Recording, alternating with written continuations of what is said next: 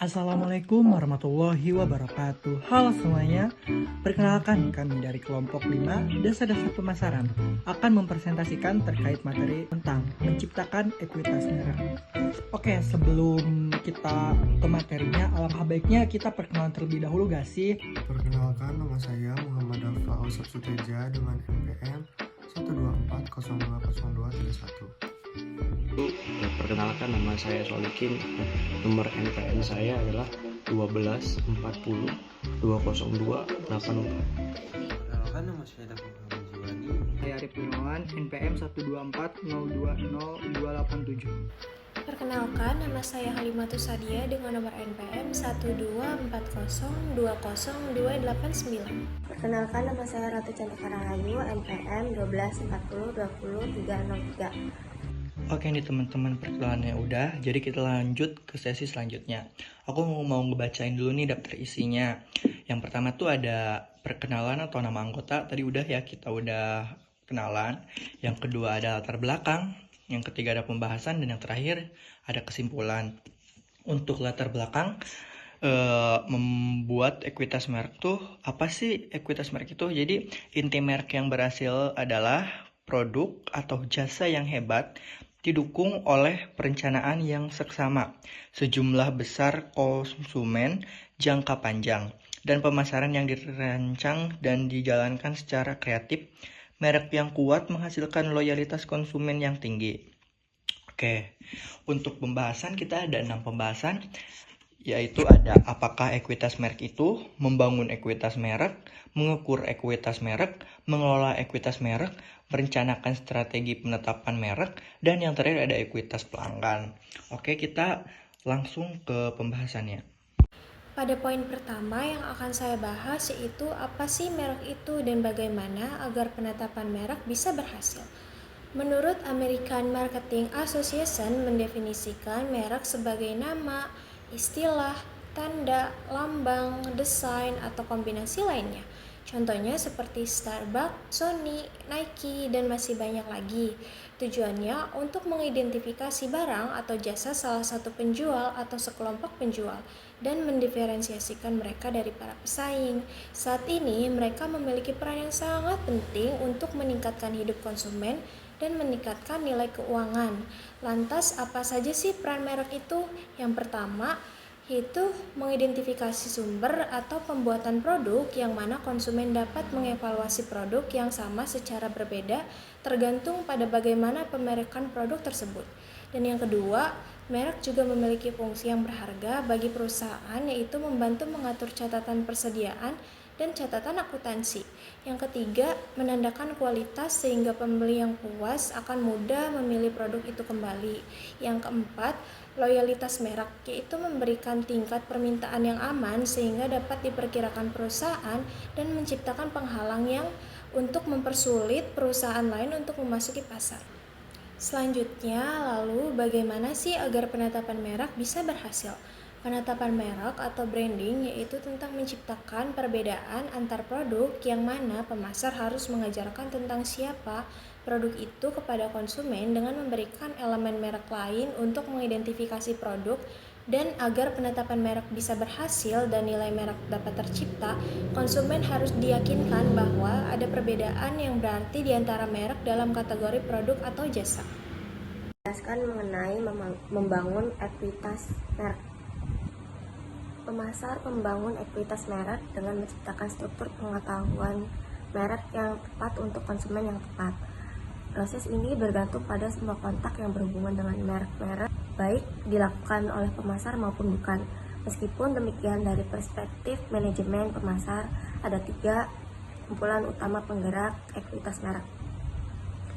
Jadi menciptakan struktur pengetahuan merek yang tepat untuk konsumen yang tepat, berarti merancang persepsi dan pemahaman konsumen tentang merek secara sistematis agar konsumen dapat mengenali, mengingat, dan memberikan makna positif terhadap merek tersebut sesuai dengan kebutuhan atau keinginan mereka. Proses ini melibatkan semua konsumen, interaksi atau kontak dengan konsumen dilakukan konsumen dengan merek, baik dikelola langsung oleh pemasar maupun yang tidak, seperti ulasan pelanggan, pengalaman pribadi, atau rekomendasi orang lain. Struktur pengetahuan merek ini mencakup berbagai elemen seperti asosiasi merek, citra merek, dan nilai-nilai yang ingin disampaikan kepada konsumen.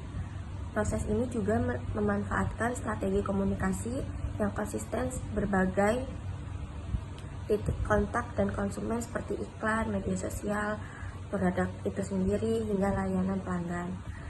Contohnya seperti perusahaan sepatu olahraga Nike menciptakan struktur pengetahuan merek dengan mengasosiasikan produknya dengan kualitas yang tinggi, inovasi, dan lingkungan terhadap atlet. Kontak yang terlibat mencakup iklan menonjolkan prestasi atlet, pengalaman penggunaan saat memakai produk, serta interaksi di media sosial yang menggambarkan gaya hidup yang aktif dan inspiratif.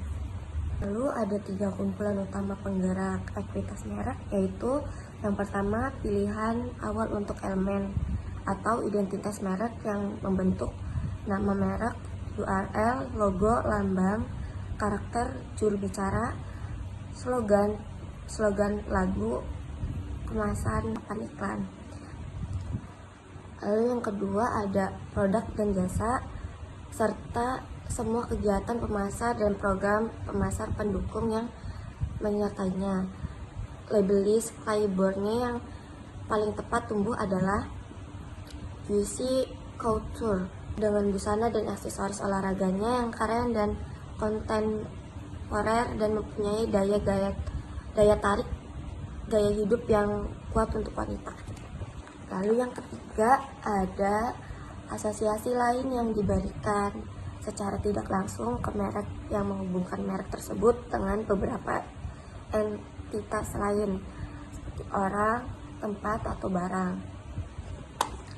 Sekian dari saya, kurang lebih mohon maaf. Materi selanjutnya akan dilanjutkan oleh rekan saya. Terima kasih. Mengukur ekuitas merek. Definisi dari ekuitas merek adalah sebagai nilai tambah yang diberikan oleh merek kepada produk atau layanan. Ada 2 pendekatan dasar untuk mengukur ekuitas merek tersebut, yaitu yang pertama, pendekatan berbasis konsumen atau Customer Based Brand Equity, singkat juga CBEE. Pendekatan ini menilai ekuitas merek dari sudut pandang konsumen. Fokusnya adalah pada bagaimana merek mempengaruhi, yang pertama, mempengaruhi pemikiran konsumen atau persepsi merek terhadap atribut, manfaat, atau nilai. Yang kedua, perasaan konsumen atau emosi, hubungan yang muncul dari pengalaman dengan merek. Kemudian yang ketiga, perilaku konsumen atau loyalitas pembelian ulang atau rekomendasi kepada orang lain. Adapun komponen utama dalam pendekatan CBE ini, yang pertama, kesadaran merek atau brand awareness, yaitu seberapa mudah konsumen mengenali atau mengingat merek dalam berbagai konteks. Yang kedua, asosiasi merek atau brand association, yaitu hubungan merek dengan atribut tertentu, misalnya kualitas tinggi, inovasi, atau gaya hidup tertentu. Yang ketiga, persepsi kualitas atau perceived quality, yaitu penilaian konsumen terhadap kualitas produk atau layanan yang ditawarkan merek dibandingkan dengan pesaing lain. Yang keempat, loyalitas merek atau brand loyalty, keterkaitan emosional konsumen pada merek yang membuat mereka terus memilih merek tersebut meskipun ada pesaing lain. Kemudian ada cara mengukur dengan CBE ini. Yang pertama, survei konsumen untuk mengevaluasi kesadaran, loyalitas, dan persepsi kualitas. Kemudian pengukuran melalui Net Promoter Score atau NPS untuk mengetahui tingkat rekomendasi merek. Kemudian analisis pola pembelian dan loyalitas pelanggan. Kemudian pendekatan kedua adalah pendekatan berbasis finansial atau financial based brand equity. Pendekatan ini menilai ekuitas merek berdasarkan dampaknya terhadap kinerja keuangan perusahaan. Fokusnya adalah pada kontribusi merek terhadap pendapatan perusahaan. Nilai merek sebagai aset yang dapat dinilai secara finansial. Komponen-komponen utama dalam pendekatan finansial ini yang pertama premi harga atau price premium, itu selisih harga yang bersedia dibayar konsumen untuk merek tertentu dibanding produk generik. Yang kedua kontribusi laba atau profit contribution, dampak merek terhadap laba yang bersih yang dihasilkan perusahaan.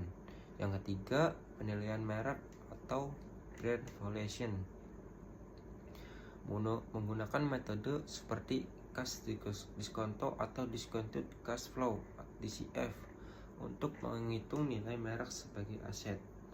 Adapun cara mengukur dengan pendekatan finansial ini, yang pertama menghitung margin keuntungan dari produk bermerek dibandingkan produk serupa tanpa merek.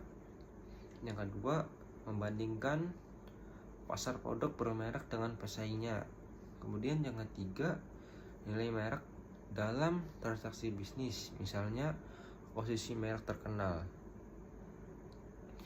Kedua pendekatan ini saling melengkapi. Kesimpulannya adalah pendekatan berbasis konsumen membantu memahami faktor-faktor yang memengaruhi loyalitas dan persepsi pelanggan. Pendekatan berbasis finansial memberikan wawasan tentang dampak ekonomi mereka terhadap bisnis. Mungkin sekian pembahasan materi tersebut, kurang lebihnya mohon maaf. Assalamualaikum warahmatullahi wabarakatuh. Jadi saya akan membahas tentang pengelola ekuitas merek.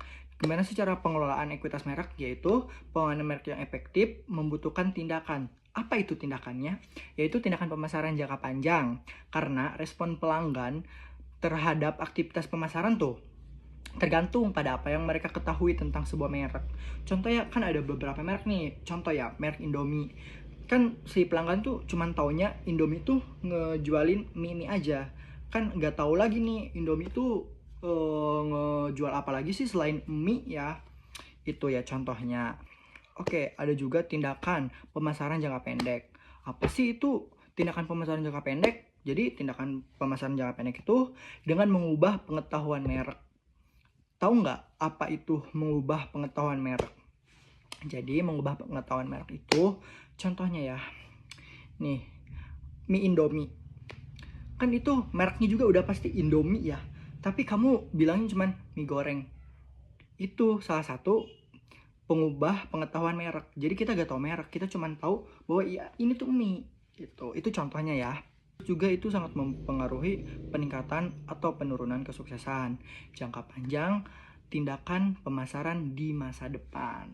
Gitu. Merencanakan strategi penetapan merek. Strategi penetapan merek atau branding strategi adalah proses untuk menciptakan identitas unik dan terpadu untuk suatu perusahaan dengan tujuan membantu bisnis menonjol dan terhubung dengan konsumen. Perusahaan menciptakan jumlah dan jenis baik elemen merek umum maupun fisik yang diterapkan perusahaan pada produk yang dijualnya. Bila sebuah perusahaan memutuskan untuk memberi merek pada produk atau jasanya, maka perusahaan itu harus memilih nama merek mana yang akan digunakan. Ada 4 strategi umum yang sering digunakan. Yang pertama, ada strategi penetapan merek dengan nama individual. Strategi ini dapat dilakukan dengan menempelkan nama individu kepada merek. Seperti contohnya yaitu ada Adidas yang berasal dari nama pendirinya yaitu Adolf Adi Dassler. Kemudian ada Calvin Klein. Calvin Klein sendiri merupakan nama dari pendiri perancang modenya. Dan yang terakhir ada Ford yang menggunakan nama dari Henry Ford sebagai pendiri perusahaan otomotif tersebut. Kelebihan utama strategi nama individual adalah bahwa perusahaan tidak mengaitkan reputasinya dengan produk. Jika produk gagal atau tampak mempunyai kualitas yang rendah, nama atau citra perusahaan tidak akan terluka. Yang kedua, ada nama keluarga selimut.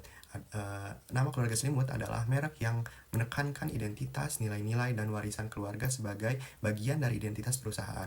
Merek keluarga memanfaatkan reputasi, warisan, dan kisah pribadi keluarga untuk membangun kepercayaan dan hubungan dengan pelanggan. Banyak perusahaan seperti Heinz dan General Electric menggunakan merek corporate perusahaan mereka untuk seluruh kisaran produknya. Nama selimut lebih rendah karena kita tidak perlu melakukan riset nama atau menghabiskan banyak uang untuk iklan guna menciptakan pengakuan. Yang ketiga, ada nama keluarga terpisah untuk semua produk. Pengelompokan produk yang serupa tetapi memiliki pilihan yang berbeda untuk memenuhi kebutuhan pasar yang luas. Setiap produk atau lini produk memiliki nama merek tersendiri yang terpisah, sehingga tidak terkait langsung dengan nama perusahaan induk atau merek lainnya. Contohnya ada perusahaan Unilever, mengeluarkan produk seperti Dove untuk perawatan kulit, Sunsilk untuk perawatan rambut, Axe untuk produk deodoran, Lipton produk minuman teh, dan lain sebagainya. Dan yang terakhir, ada nama korporat yang digabungkan dengan nama produk individual. Nama korporat yang digabungkan dengan nama individual disebut juga sebagai sub-branding atau endorse branding. Dalam strategi ini, nama perusahaan atau merek utama digunakan bersama dengan nama produk individual untuk menciptakan hubungan antara reputasi merek, individu, dan identitas produk. Contohnya yaitu ada Honda, yaitu Honda Civic, Honda Brio, dan Honda CR-V. Kemudian juga ada dari produk Apple, yaitu Apple iPhone, Apple MacBook, dan Apple Watch. Keuntungan dari strategi ini salah satunya adalah memanfaatkan reputasi merek induk untuk membangun kepercayaan terhadap produk baru. Jadi ekuitas pelanggan adalah ekuitas merek dengan salah satu konsep pemasaran penting lainnya, ekuitas customer atau customer equity, bertujuan memanajemen hubungan pelanggan atau disingkat dengan CRM, adalah menghasilkan ekuitas pelanggan yang bernilai tinggi 89%. Meskipun kita dapat menghitungnya dengan cara berbeda, ada satu definisi dari ekuitas pelanggan adalah jumlah dari nilai-nilai seluruh pelanggan. Jadi konsep ini merujuk pada total nilai seluruh pelanggan perusahaan yang berhubungan dengan mereka. Terus juga ada beberapa faktor dari hal ini, ada kepuasan, terus ada loyalitas pelanggan, terus nilai seumur hidup pelanggan. Dalam hal ini juga perusahaan dapat berkeuntungan dalam jangka yang panjang. Terima kasih. Gimana nih teman-teman? Apakah cukup ataukah ada yang masih bingung atau kamu ada yang ditanyakan? Boleh banget ya ditanyakan ke kami. Boleh nanya di kolom komentar atau nanti kalau ada pertemuan di kelas, kalian boleh nanya kok di kelas. Dan segitu aja mungkin dari kelompok 5, kurang lebihnya mohon maaf. Wassalamualaikum warahmatullahi wabarakatuh. Dadah semuanya. Makasih yang telah menonton.